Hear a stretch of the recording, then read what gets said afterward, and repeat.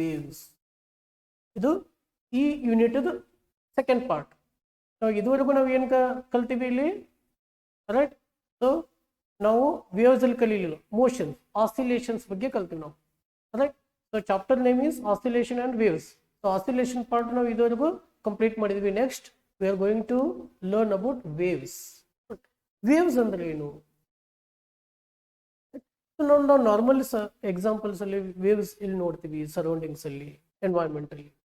ಇಲ್ಲಿ ಒಂದು ವಿಡಿಯೋ ನೋಡ್ಬೋದು, ಒಂದು ಸ್ಟಿಲ್ ವಾಟರ್ ಇರ್ತದೆ. ಸ್ಟಿಲ್ ವಾಟರ್ ನೀವು ಕೆರೆನೇ ಇರ್ಬೋದು, ಓಕೆ, ಕೆರೆಯಲ್ಲೇ ಸ್ಟಿಲ್ ವಾಟರ್ ನಾವು ನೋಡ್ತೀವಿ, ರೈಟ್? ಸೊ ಅಥವಾ ನೀವು ಒಂದು ದೊಡ್ಡ ಟಬ್ ತಗೊಳ್ರಿ ನಿಮ್ಮ ಮನೆಯಲ್ಲಿ, ನೀರು ಹಾಕಿ ಅದಕ್ಕೊಂದು 5 ಅಥವಾ 10 ನಿಮಿಷ ಬಿಟ್ಟರೆ ಅದು ಶಾಂತ ಆಗ್ತದೆ. ಅಂದ್ರೆ ಅದ್ರ ಮೇಲೆ ಯಾವುದೇ ಒಂದು ಮೋಷನ್ ಕಾಣಂಗಿಲ್ಲ ನಿಮ್ಗೆ, ರೈಟ್?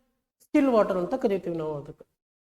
ಸಪೋಸ್ ನೀವು ಏನಾದರೂ ಒಂದು ಸಣ್ಣದಾದ ಕಲ್ಲು ಅಥವಾ ಏನಾದರೂ ಒಂದು ಆಬ್ಜೆಕ್ಟ್ ತಗೊಂಡು ಅದ್ರ ಮೇಲೆ ಹಾಕಿದ್ರೆ ಅಂತ ತಿಳ್ಕೊಂಡು ಏನಾಗ್ತದೆ, ಅಲ್ಲಿ ರಿಪಲ್ಸ್ ಫಾರ್ಮೇಶನ್ ಆಗ್ತವೆ ಅಂತ ಕರಿತೀವಿ ನಾವು. ಅಲೆಗಳು ಫಾರ್ಮ್ ಆಗ್ತವೆ, ನೀರಿನ ಅಲೆಗಳಲ್ಲಿ ಕ್ರಿಯೇಟ್ ಆಗ್ತವೆ. ಈ ಅಲೆಗಳೇನು ಕ್ರಿಯೇಟ್ ಆಗ್ತಿರ್ಬೇಕು ಅಬ್ಸರ್ವ್ ಮಾಡಿದ್ರೆ ನಮಗೆ ಏನು ಅನಿಸ್ತದೆ, ಈ ನೀರು ಆ ಪಾತ್ರೆ ಬಿಟ್ಟು ಹೊಂಟಂಗೆ ಅನಿಸ್ತದೆ, ಹೊರಗೆ ಹೊಂಟಂಗೆ ಅನಿಸ್ತದೆ. ಅಥವಾ ಕೆರೆದಾಗ ನೀವು ಕಲ್ಲೇನಾದ್ರು ಒಗದ್ರಿ ಅಂತ ತಿಳ್ಕೊಳ್ರಿ, ಆ ನೀರು ಅಲ್ಲಿಂದ ಡಿಸ್ಪ್ಲೇಸ್ಮೆಂಟ್ ಆಗತ್ತದ, ಅಲ್ಲಿಂದ ಹೊರಗೆ ಹೋಗೋಕೆ ಪ್ರಯತ್ನ ಪಡ್ತದ ಅಂತ ನಮಗೆ ಅನಿಸ್ತದೆ. But thing is not like phenomenon ಈ ತರ ಇರಂಗಿಲ್ಲ. ಅಲ್ಲಿ ಏನಾಗ್ತದಪ್ಪ ಅಂದ್ರೆ ಜಸ್ಟ್ ಆ ನೀರಿನ ಪಾರ್ಟಿಕಲ್ ಏನಿರ್ತದಲ್ಲ, ಜಸ್ಟ್ ಅಲ್ಲಿಂದ ಡಿಸ್ಪ್ಲೇಸ್ಮೆಂಟ್ ಆಗ್ತದ ಅಷ್ಟೇ. ಎನರ್ಜಿ ಪ್ರೊಪಗೇಷನ್ ಅಂತ ನಾವು ಕರಿತೀವಿ. ಅದು ಹೊರಗೆ ಹೋಗಂಗಿಲ್ಲ ಟೋಟಲಿ, ಅದು ಇದ್ದಲ್ಲೇ ಇರ್ತದೆ. ಯಾವ ತರ ಆಗ್ತದೆ ಸರ್ ಇದು ಅಂತಾರೆ, ಭಾಳ ಕಾಂಪ್ಲಿಕೇಟೆಡ್. ಅದು nothing is it can discuss. ಏನು ವೇವ್ ಅಪ್ಪ ಅಂತಂದ್ರೆ, a wave can be described as a disturbance. ಇಲ್ಲಿ ನಾವು ಕಾನ್ಸಂಟ್ರೇಟ್ ಮಾಡಬಹುದು. ಸ್ಟಿಲ್ ವಾಟರ್ ಇತ್ತು, ರೈಟ್? ನಾವು ಕಲ್ಲು ಹಾಕಿದ್ರೆ ಏನ್ ಮಾಡಿದ್ವಿ, ಅದಕ್ಕೆ ಡಿಸ್ಟರ್ಬ್ ಮಾಡಿದ್ವಿ, ವಾಟರ್ನ ಶಾಂತಾಗಿತ್ತದು, ಅದಕ್ಕೆ ನಾವು ಡಿಸ್ಟರ್ಬೆನ್ಸ್ ಮಾಡಿದ್ವಿ. ಅಂದ್ರೆ ಒಂದು ಎಕ್ಸ್ಟರ್ನಲ್ ಫೋರ್ಸ್ ಹಾಕಿದ್ವಿ, that is nothing but disturbance.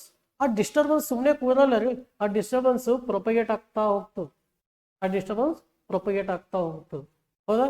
ಈಗ ನಾವು ಕ್ಲಾಸ್ ರೂಮಲ್ಲಿ ಮಾಡಿರ್ಬೋದು, ಯಾರೋ ನಮಗೆ ಸರ್ ಬೈದ್ರಪ್ಪ ಅಂತ ನಮ್ಮ ಫ್ರೆಂಡಿನ ಬಯಸೋ ಮಟ್ಟ ನಮ್ಗೆ ಸಮಾಧಾನ ಇರಂಗಿಲ್ಲ, ವಾಪಸ್ ಅವ್ನು ಕರ್ಕೊಂಡು ಹೊರಗೆ ಹೋಗ್ತೀವಿ. ಅದೇ ತರ ಇಲ್ಲಿ ಸ್ಟಿಲ್ ವಾಟರ್ಗೆ ನಾವು ಡಿಸ್ಟರ್ಬೆನ್ಸ್ ಮಾಡಿದ್ವಿ ಅಂದ್ರೆ ಅದೇನ್ ಮಾಡ್ತದೆ, ಆ ಡಿಸ್ಟರ್ಬೆನ್ಸ್ ಇಲ್ಲಿ ನಾವು ಕಲ್ಲು ಹಾಕಿದ್ವಿ ಅಂತ ತಿಳ್ಕೊಳ್ರಿ, ಈ ಡಿಸ್ಟರ್ಬೆನ್ಸ್ ಈ ಡೈರೆಕ್ಷನ್ ಅಲ್ಲಿ ಪ್ರೊಪಗೇಟ್ ಆಗ್ತಾ ಹೋಗ್ತದೆ.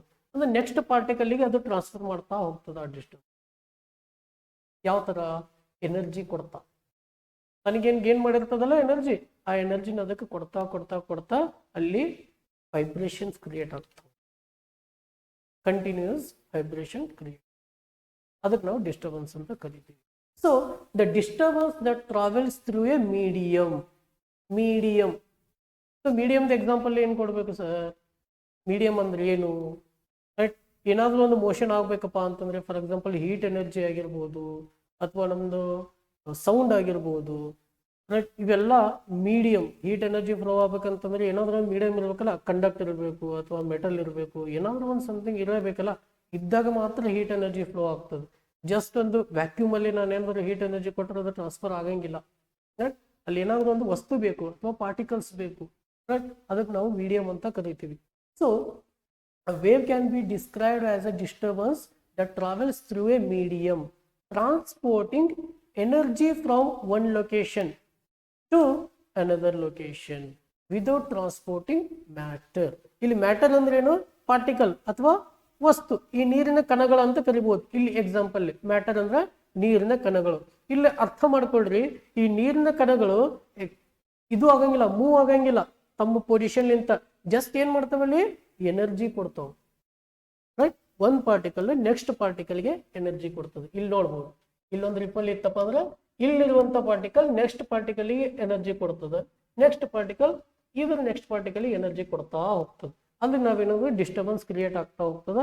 ಅದು ನಮ್ಮ ಕಣ್ಣಿಗೆ ಏನ್ ಕಾಣಿಸ್ತದೆ ಗೊತ್ತೇನ್ರಿ, ಅದು ಅಲ್ಲಿಂದ ಮೂವ್ ಆಗಕ್ಕಾಗ್ತದೆ. ಆಕ್ಚುಲಿ ಮೂವ್ ಆಗ್ತದೇನೋ ಇಲ್ಲ, ಕ್ಲಿಯರ್? ಸೊ ಈ ಡೆಫಿನೇಷನ್ ನಾವು ಅಂಡರ್ಸ್ಟ್ಯಾಂಡ್ ಮಾಡ್ಕೋಬೇಕು. ಎಕ್ಸಾಮ್ ಪಾಯಿಂಟ್ ಆಫ್ ವ್ಯೂ ಏನ್ ಕಲ್ತಪ್ಪ ಅಂದ್ರೆ define the waves, definition of wave. Okay, this classification waves ಅನ್ನ ನಾವು ಯಾವ ತರ ಕ್ಲಾಸಿಫೈ ಮಾಡ್ತೀವಿ, ರೈಟ್? ಸೊ ಎರಡು ಎಕ್ಸಾಂಪಲ್ ನೀವು ಕನ್ಸಿಡರ್ ಮಾಡಿರಿ. ಇಲ್ಲಿ ಫಸ್ಟ್ ಎಕ್ಸಾಂಪಲ್ ಏನು, ಒಂದು ಸ್ಟ್ರಿಂಗ್ ತಗೊಂಡಿದ್ದೀವಿ ಅಂದ್ರೆ ದಾರ ಅಥವಾ ಹಗ್ಗ ಅಂತ ಅನ್ಕೊಳ್ರಿ.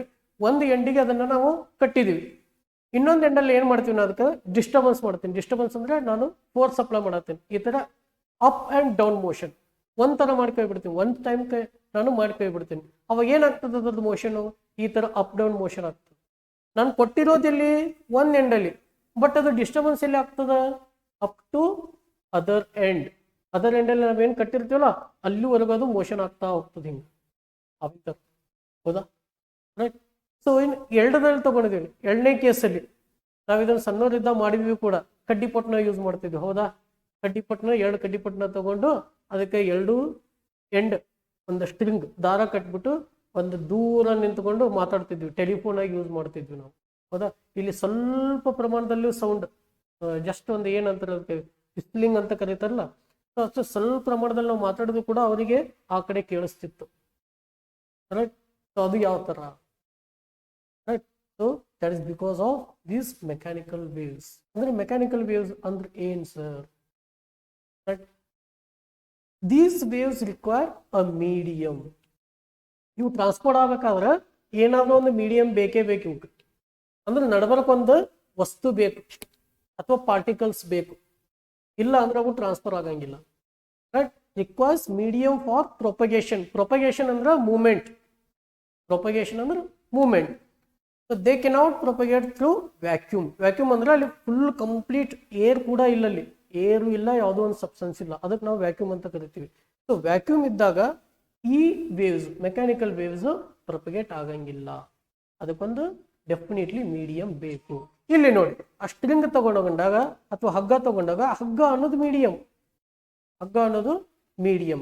ಇಲ್ಲಿ ಸೆಕೆಂಡ್ ಕೇಸಲ್ಲೂ ಕೂಡ ದಾರ ಅದ, ಎರಡು ಈ ಬೆಂಕಿ ಪಟ್ಟಣ ಆಗಿರ್ಬೋದು, ಈ ಇದರಲ್ಲಿ ಕಪ್ಸ್ ಅದಾವ, ಯೂಸ್ ಅಂಡ್ ಥ್ರೋ ಕಪ್ಸ್. ಆ ಯೂಸ್ ಅಂಡ್ ಥ್ರೋ ಕಪ್ಸ್ ನಡುವೆ ಹಗ್ಗ ಅದ, ಸ್ಟ್ರಿಂಗ್ ಅದ. So that acts as a medium. Clear? Then these involve oscillation of constituent particles and depending upon the elastic properties of the medium. Elastic ಅಂತಂದ್ರೆ ಏನ್ರಿ? So ಇದು oscillations motion, ಇದರಲ್ಲೂ ಕೂಡ oscillation motion ಇರ್ತಾವ. ಇಲ್ಲಿ ನಾವು ಮೇಲಿಂದ ಒಂದು ಎಕ್ಸಾಂಪಲ್ಸ್ ನೋಡಿದಾಗ ಇದು ಕೂಡ ಆಸಿಲೇಟರಿ ಮೋಷನ್. ರೈಟ್. ಸೊ ಈ ಆಸಿಲೇಟರಿ ಮೋಷನ್ ಇದ್ರ ಎಲಾಸ್ಟಿಕ್ ಪ್ರಾಪರ್ಟೀಸ್ ಮೇಲೆ ಡಿಪೆಂಡ್ ಆಗಿರ್ತದೆ ಅಂತ ಹೇಳ್ತಾರೆ. ಎಲಾಸ್ಟಿಕ್ ಅಂತಂದ್ರೆ ಏನಿಲ್ಲ, ರಬ್ಬರ್ ತಗೊಂಡಾಗ ನಾವು ಹಿಗ್ಗಿಸ್ತೀವಿ, ಹಿಗ್ಗಿದಾಗ ವಾಪಸ್ ಸುಮ್ಮನೆ ಇರ್ತದ, ಅದು ವಾಪಸ್ ತಂದು ಇನಿಷಿಯಲ್ ಪೊಸಿಷನ್ ಬರೋಕ್ಕೆ ಪ್ರಯತ್ನ ಪಡ್ತದೆ. ಅಂದ್ರೆ ನಾವಿಲ್ಲಿ ಫೋರ್ಸ್ ಅಪ್ಲೈ ಮಾಡಿದಾಗ ಅದು ತನ್ನ ಮೊದಲಿನ ಪೊಸಿಷನ್ಗೆ ಬರ್ಲಿಕ್ಕೆ ಪ್ರಯತ್ನ ಪಡ್ತದೆ. ಇಲಾಸ್ಟಿಕ್ ಅಂದ್ರೆ ಹಿಗ್ಗೋದು ಕುಗ್ಗುದು, ಹಿಗ್ಗುದು ಕುಗ್ಗುದು, ಇದಕ್ಕೆ ನಾವು ಇಲಾಸ್ಟಿಕ್ ಪ್ರಾಪರ್ಟಿ ಅಂತ ಕರಿತೀವಿ. ಸೊ ಇದೇ ತರ ಈ ಮೆಕ್ಯಾನಿಕಲ್ ವೇವ್ಸ್ಗೆ ಏನ್ ಬೇಕಪ್ಪ ಅಂದ್ರೆ ಆ ಮೀಡಿಯಂ ಏನದಲ್ಲ ಅದು ಹಿಗ್ಗುದು ಕುಗ್ಗುದು ಪ್ರಾಪರ್ಟಿನ ಹೊಂದಿರಬೇಕು, ಅಂದ್ರೆ ಎಲಾಸ್ಟಿಕ್ ಪ್ರಾಪರ್ಟಿನ ಹೊಂದಿರಬೇಕು. ಕ್ಲಿಯರ್? ದೆನ್ ಎಕ್ಸಾಂಪಲ್ ಯಾವ ಕೊಡ್ಬೋದು ಅಂತಂದ್ರೆ waves of string. First example ಏನ್ ನೀವು ಫೋಟೋದಲ್ಲಿ ನೋಡ್ತಿದ್ರಿ ಅದು waves of string. Then water waves, ಅವು ಕೂಡ ಮೆಕ್ಯಾನಿಕಲ್ ವೇವ್ಸ್, ಅವಕ್ಕೂ ಮೀಡಿಯಂ ಬೇಕು. ದೆನ್ ಸೌಂಡ್ ವೇವ್ಸ್, ಈ ತರ ಈ ಎಕ್ಸಾಂಪಲ್ ಇದ್ದಲ್ಲ sound waves. Seismic waves, seismic waves ಅಂದ್ರೆ ಭೂಕಂಪದ ಅಲೆಗಳು, ಭೂಕಂಪನ ಅಲೆಗಳು. ಹೌದಾ? ಭೂಕಂಪನ ಅಲೆಗಳು ಹಂಗೆ ಅರ್ತ್ ಅಂತರೂ ಕಂಟಿನ್ಯೂಸ್ ಇರ್ತದಲ್ಲ, ಅರ್ತ್ ಅಲ್ಲಿ ವ್ಯಾಕ್ಯೂಮ್ ಅಂತೂ ಇರಂಗಿಲ್ಲ. Clear? So earth is itself act as a medium. ನಮ್ಮ ಭೂಮಿ ಮೀಡಿಯಂ ಆಗಿ ಅದಕ್ಕೆ ಇದು ಆಗ್ತದೆ, ಅನುವು ಮಾಡಿಕೊಡ್ತದೆ. ರೈಟ್. ಈ ಭೂಕಂಪನದ ಅಲೆಗಳು ಮುಂದಕ್ಕೆ ಹೋಗ್ಲಿಕ್ಕೆ.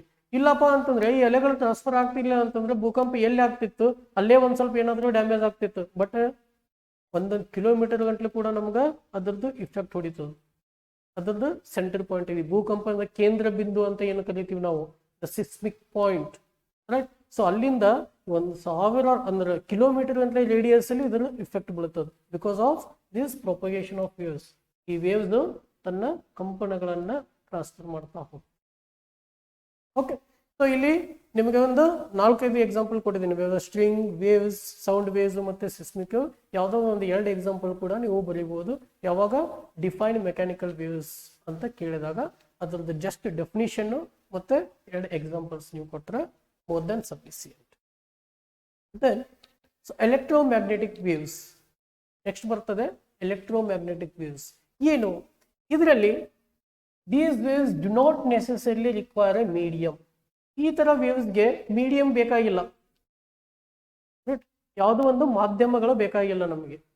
ಈ ಬೆಸ್ಟ್ ಮೀಡಿಯಂಗೆ ಒಂದು ಬೆಸ್ಟ್ ನಮಗೆ ಎಕ್ಸ್ಪ್ಲೇನ್ ಮಾಡ್ಬೇಕಂದ್ರೆ ಮಾಧ್ಯಮ ಅಂತ ನಾವೇನಾದ್ರು ಕರಿತೀವಿ. ಫಾರ್ ಎಕ್ಸಾಂಪಲ್ ಈಗ ದೃಕ್ಶ್ರವಣ ಮಾಧ್ಯಮಗಳು, ಟಿವಿ ಮಾಧ್ಯಮ ಅಂತ ಕರಿತೀವಿ, ನ್ಯೂಸ್ ಚಾನಲ್ ಒಂದು ಮಾಧ್ಯಮ ಅಂತ ಕರಿತೀವಿ ನಾವು. ಏನ್ ಕೆಲಸ ಮಾಡ್ತಾವಪ್ಪ ಅವು?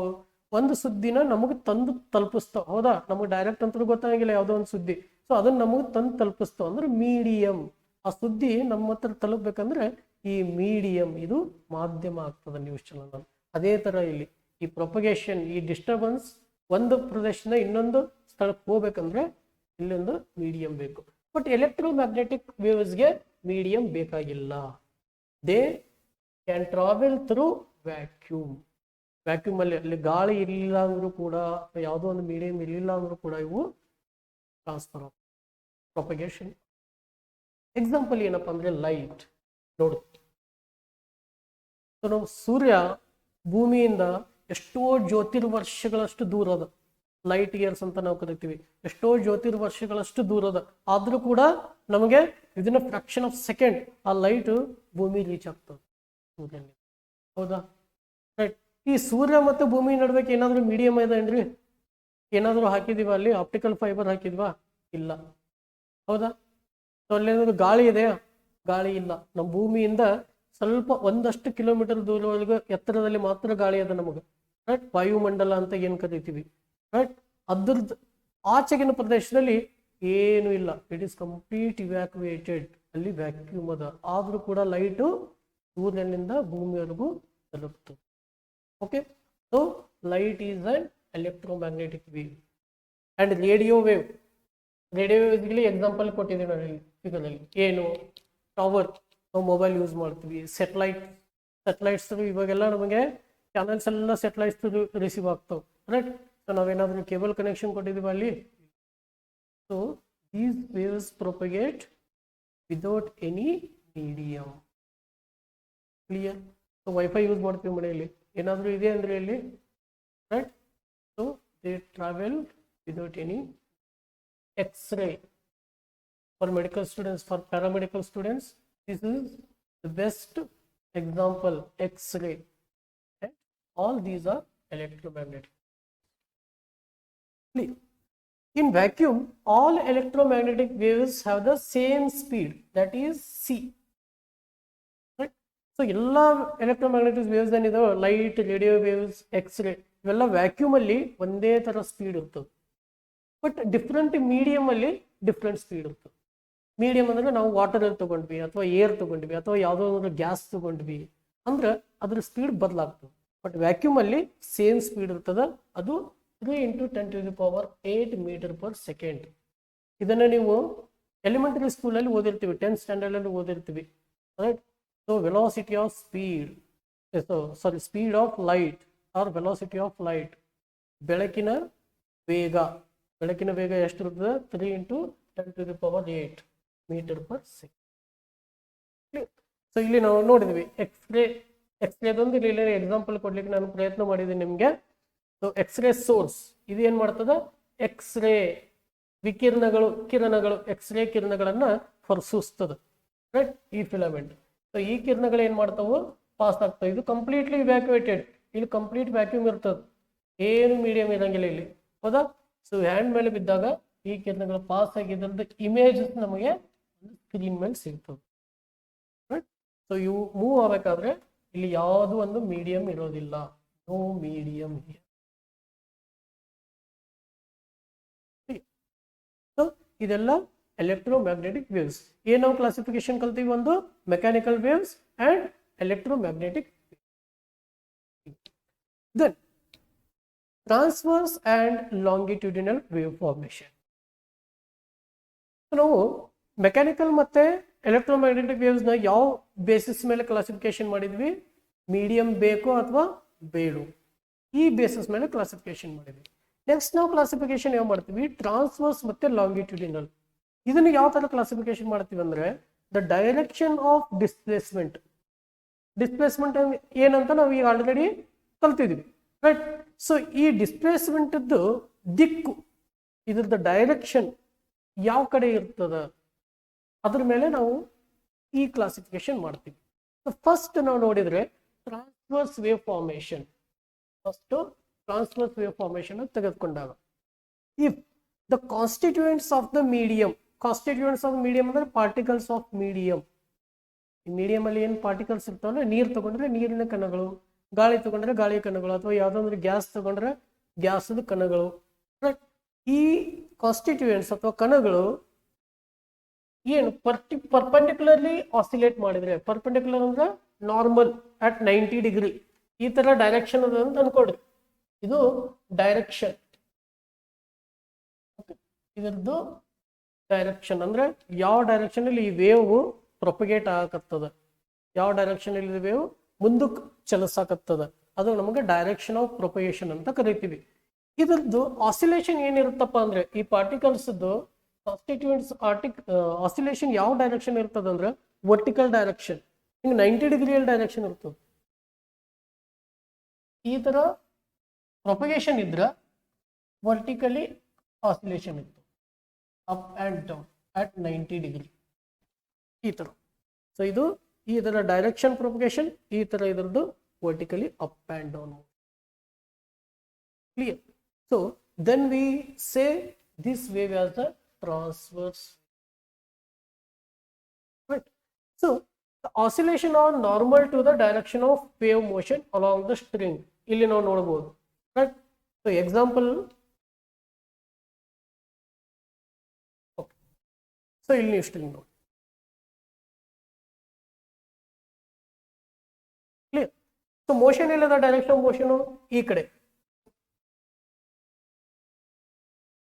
Direction of motion is like this. String ಈ ಡೈರೆಕ್ಷನ್ ಅಲ್ಲಿ ಮೂವ್ ಆಗ್ತದ, ಬಟ್ ಎಲ್ಲಿ ಒಂದು ಪಾರ್ಟಿಕಲ್ ನಾವು ಕನ್ಸಿಡರ್ ಮಾಡಿದ್ವಿ ಅಂತ ತಿಳ್ಕೊಳ್ರಿ.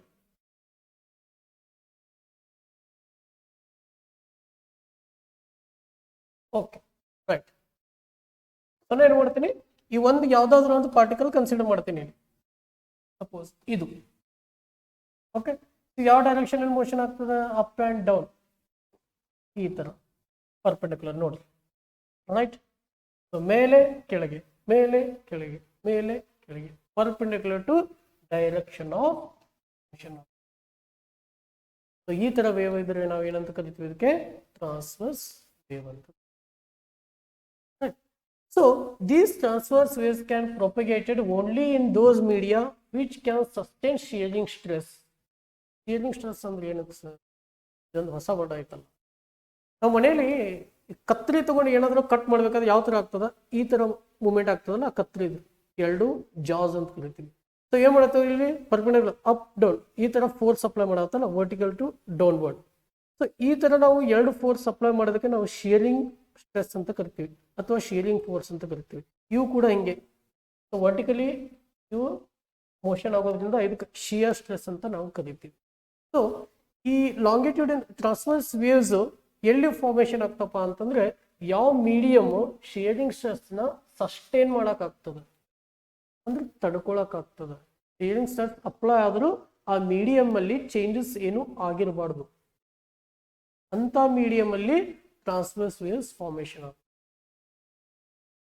ಯಾಕೆ ಸರ್ ಹೆಂಗಪ್ಪ ಅಂದ್ರೆ, ಸಪೋಸ್ ನಾನು ಏನಾದ್ರು ಆ ಮೀಡಿಯಂ ಅಲ್ಲಿ ಸ್ಟ್ರೆಸ್ ಅಪ್ಲೈ ಮಾಡಿದೆ ಅಥವಾ ಫೋರ್ಸ್ ಅಪ್ಲೈ ಮಾಡಿದೆ ಅಂತ ಕೊಡ್ರಿ, ಆ ಮೀಡಿಯಂ ಏನಾದ್ರು ಡಿಸ್ಟರ್ಬೆನ್ಸ್ ಆಯ್ತಪ್ಪ ಅಂದ್ರೆ, ಕ್ಲಿಯರ್, ಆ ಮೀಡಿಯಮೇ ಕಂಪ್ಲೀಟ್ ಡಿಸ್ಟರ್ಬೆನ್ಸ್ ಆಯ್ತಪ್ಪ ಅಂದ್ರೆ ಇನ್ ವೇವ್ಸ್ ಫಾರ್ಮೇಶನ್ ಹೆಂಗಾಗಬೇಕು, ಹೌದಲ್ವಾ?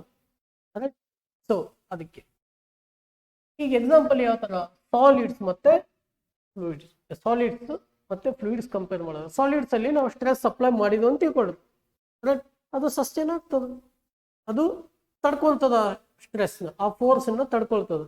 ಬಟ್ ಫ್ಲೂಯಿಡ್ಸ್ ಅಲ್ಲಿ, ಲಿಕ್ವಿಡ್ಸ್ ಅಲ್ಲಿ ಆಗಂಗಿಲ್ಲ, ಅವು ಡಿಸ್ಟರ್ಬೆನ್ಸ್ ಆಗುತ್ತೆ, ಕಂಪ್ಲೀಟ್ ಮೀಡಿಯಾ ಡಿಸ್ಟರ್ಬೆನ್ಸ್ ಆಗ್ಬಿಡುತ್ತೆ. ಅಂದ್ರೆ ಅದ್ರದ್ದು ಶೇಪೇ ಚೇಂಜ್ ಆಗ್ಬಿಡ್ತದೆ. ಈ ನೀರಿಗೆ ಫೋರ್ಸ್ ಅಪ್ಲೈ ಮಾಡಿದಾಗ ಏನಾಗ್ತದೆ, ಒಂದು ನೀರು ಹೊರಗೆ ಬರ್ತದೆ, ಅದ್ರದ್ದು ಶೇಪ್ ಚೇಂಜ್ ಆಗ್ಬಿಡ್ತದೆ ಇಮಿಡಿಯೇಟ್ಲಿ. ಬಟ್ ಅದನ್ನೇನೋ ಒಂದು ಡಸ್ಟರ್ ತಗೊಳ್ರಿ, ಡಸ್ಟರ್ ತಗೊಂಡು ಅದಕ್ಕೊಂದ್ ಮೇಲೆ ಫೋರ್ಸ್ ಹಾಕೊಳ್ರಿ, ಅದಕ್ಕೆ ಏನು ಆಗಂಗಿಲ್ಲ. ರೈಟ್. ಸೊ ಟ್ರಾನ್ಸ್ವರ್ಸ್ ವೇವ್ಸ್ ಯಾವಾಗ ಆಗ್ತಾವು, ಯಾವ ಮೀಡಿಯಮ್ ಅಥವಾ ಯಾವ ಮೆಟೀರಿಯಲ್ ಈ ಶಿಯರ್ ಸ್ಟ್ರೆಸ್ನ ತಡ್ಕೊಳ್ಳುವಷ್ಟು ಕೆಪಾಸಿಟಿ ಹೊಂದಿರ್ತದ, ಅದರಲ್ಲಿ transverse waves form.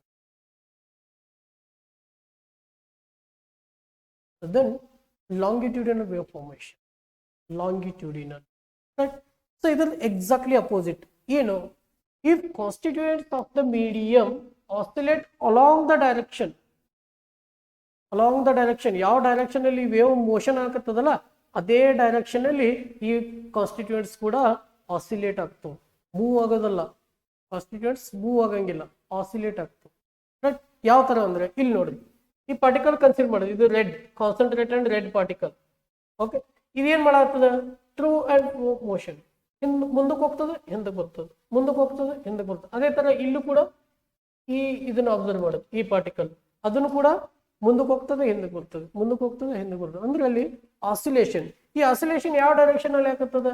Direction of motion of this wave. ಈ ವೇವ್ ಇದೇ ಡೈರೆಕ್ಷನ್ ಅಲ್ಲಿ ಮೋಷನ್ ಆಗ್ತದ, ಆಸಿಲೇಷನ್ ಕೂಡ ಅದೇ ಡೈರೆಕ್ಷನ್. ಎರಡು ಪ್ಯಾರಲಲಿ ಒಂದೇ ಡೈರೆಕ್ಷನ್. ಸೊ ಇದಕ್ಕೆ ನಾವೇನಂತ ಕರಿತೀವಿ ಅಂದ್ರೆ longitudinal. Clear? Then particles do not move down the tube. Particle move ಆಗಂಗಿಲ್ಲ ಇಲ್ಲಿ ಮುಂದೆ. ಇಲ್ಲಿ ನೋಡ್ರಿ, ಆಸಿಲೇಷನ್ ವಾಪಸ್ ಅದೇ ಪೊಸಿಷನ್ಗೆ ಬಂತು. ಇಲ್ಲಿಗೆ ಬಂತೇನದು? ಇಲ್ಲ. ಈ ಪೊಸಿಷನ್ಗೆ ಏನ್ ಬಂತೇನೋ? ಇಲ್ಲ. ಸೊ ಅದು ಈ ವೇವ್ಸ್ ಲಿಂತ ಮೂವ್ ಆಗಂಗಿಲ್ಲ, ಮುಂದಕ್ಕೆ ಹೋಗಂಗಿಲ್ಲ, ಅಲ್ಲೇ ಇದ್ದ ಜಾಗದಲ್ಲಿ oscillation. So they simply oscillate back and forth about their individual equilibrium position. ಇದ್ದ ಜಾಗದಲ್ಲೇ to and fro motion. Longitudinal waves can be propagated in all elastic media, right? So fluid ಅರೇ ಇರಲಿ ಅಥವಾ ಸಾಲಿಡ್ಸ್ ಅರೇ ಇರಲಿ ಅಥವಾ ಗ್ಯಾಸ್ ಅರೇ ಇರಲಿ, ಆ media elastic ಇದ್ದರೆ ಮಾತ್ರ ಈ ಲಾಂಗಿಟ್ಯೂಡಿನಲ್ ವೇವ್ಸ್ ಪ್ರೊಪಗೇಟ್ ಆಗ್ತವೆ. ಇನ್ನು ಎಕ್ಸಾಂಪಲ್ಸ್ ಏನು ವೇವ್ಸ್ ಅಲ್ಲಿ? Waves produced in the cylinder containing a liquid by moving a piston back and forth. ನಾ ಪಿಸ್ಟನ್ ಎಕ್ಸಾಂಪಲ್ ಕೊಟ್ಟೆ ಇಲ್ಲಿ, ಮುಂಚೆಯಿಂದ ಕೊಟ್ಟಿದ್ದೆ ನಿಮಗೆ ಪಿಸ್ಟನ್. ಈ piston back and fro motion ಆದಾಗ ಇದರಲ್ಲಿರುವಂತ ಗ್ಯಾಸ್ ಏನ್ ಮೂವ್ ಆಗ್ತದಲ್ಲ, ಸೊ ಅದು ಲಾಂಗಿಟ್ಯೂಡಿನಲ್ ವೇವ್ಸ್ಗೆ example, best example.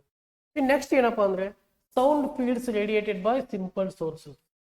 Sound fields, ನಾವು ಮನೆಯಲ್ಲಿ ಸ್ಪೀಕರ್ ಹಚ್ತೀವಲ್ಲ, ರೈಟ್? ಸೊ ಸ್ಪೀಕರ್ ಅದು ಕೂಡ ಲಾಂಗಿಟ್ಯೂಡಿನಲ್ ವೇವ್ಸ್ಗೆ ಎಕ್ಸಾಂಪಲ್.